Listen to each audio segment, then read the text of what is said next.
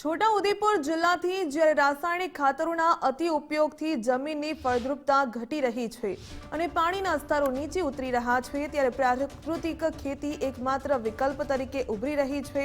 આજે આપણે વાત કરીશું વચલી ભીત અને સિંહાદરા ગામના ખેડૂતોની, જેમણે પ્રાકૃતિક ખેતી અપનાવીને ઓછા ખર્ચે વધુ ઉત્પાદન અને સારી આવક પણ મેળવી.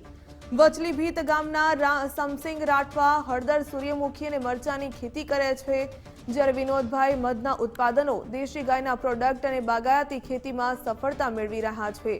બંને ખેડૂતો છેલ્લા ઘણા વર્ષોથી પ્રાકૃતિક ખેતી કરી રહ્યા છે. તેઓએ તાલીમ લીધા પછી આ પદ્ધતિ અપનાવી પ્રાકૃતિક ખેતીમાં રાસાયણિક ખાતર અને જંતુનાશકોનો ત્યાગ કરીને દેશી ગાયના છાણ, ગૌમૂત્રથી જીવામૃત અને ઘન જીવામૃત બનાવીને ઉપયોગ કરવામાં આવે છે. આચ્છાદન અને વનસ્પતિ આધારિત કીટનાશકોનો પણ ઉપયોગ થાય છે. આનાથી જમીન ફળદ્રુપ રહે છે અને ખર્ચ પણ બચતો હોય છે અને ઉત્પાદન પણ વધતું હોય છે.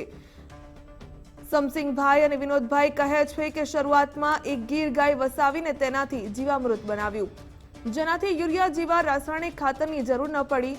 આનાથી તેમની આવકમાં વધારો થયો. સરકાર તરફથી પણ પ્રાકૃતિક ખેતી કરતા ખેડૂતોને સહાય મળે છે. આ સફળતા અન્ય ખેડૂતો માટે પણ પ્રેરણારૂપ બની છે.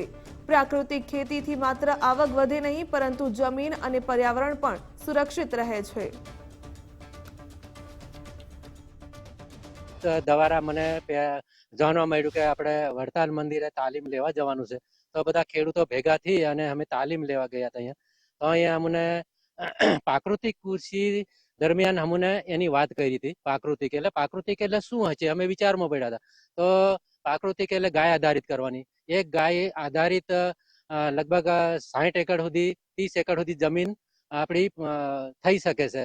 તો એના ગોબર અને ગૌમૂત્રથી અમે ઘરે આવીને ચાલુ કર્યું છે. તો અમે ડીએપી યુરિયા બધું લાવવાનું બંધ કર્યું છે અને અમુક જે અમારા જે પહેલી ઓછી જમીનમાં અમે કર્યું છે. તો એમાં અમે હળદર વાવી, પછી મરચા વાવ્યા, પછી મકાઈ વાવી, ડાંગર વાવી અને સૂર્યમુખી અત્યારે હાલમાં પણ છે. તો એમાં અમે અશ્યદાન પણ કર્યું છે. આખું ખેતરમાં ઢાંકી દેવામાં આવે, આજુબાજુ ઝાડવા હોય ને પાંદડા, સૂકા લીલા પાંદડા. અને અમે 5 આયમાંથી જ્યાં છે એટલે એમાં જીવામૃત, ઘન જીવામૃત, પછી બીજામૃત, પછી દવા માટે નિમાસ્ત્ર, અગ્નિઅસ્ત્ર, બ્રહ્માસ્ત્ર, 10 પરની એ રીતે અમે દવાઓ બધી વાપરી અને અમે મરચા અને હળદર અને બધું અત્યારે પકવી રહ્યા છે. તો અમને પહેલા કરતા બહુ સારામાં સારું અમને ઉત્પાદન મળી રહ્યું છે. શરૂઆતની અંદર અમે આ વાડીની અંદર આજથી 3 વર્ષ પહેલા અમે ટોટલ વૃક્ષો વાવ્યા છે. સંદન છે 7000, પછી ત્યાંથી ચાલ્યા અમે અલગ અલગ ફ્લોરાના અલગ અલગ ફૂલના વૃક્ષો છે. આંબા છે, પછી જમરૂખ છે, કેળા છે, કોકોનટ છે. એમ આખું એક વૃક્ષો માટે અને ફળફળાદી માટેનું જ એક ફાર્મ બનાવેલું છે.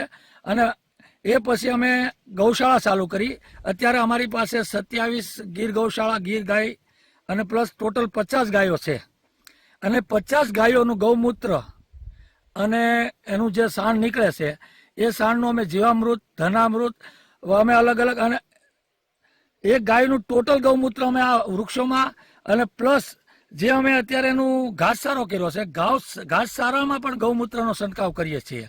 અને જેટલું સાણ નીકળે, અમારે સાણ ઘટે, બીજું સાણ અમે બીજેથી ગાયોનું સાણ લાવીને પણ અમારે વાડીની અંદર ટોટલ 100% અમે પ્રાકૃતિક ખેતી કરીએ છીએ. અગાઉના વર્ષે રાસાયણિક ખેતી જે ખેડૂત કરતા હતા એમાં ખર્ચો વધી જતો હતો, આવક કરતા જાગ વધતી હતી. એમાં રાસાયણિક ખાતર છે, જંતુનાશક દવા છે અને અન્ય જે સામગ્રી છે એનો ખર્ચો વધી જતો હતો.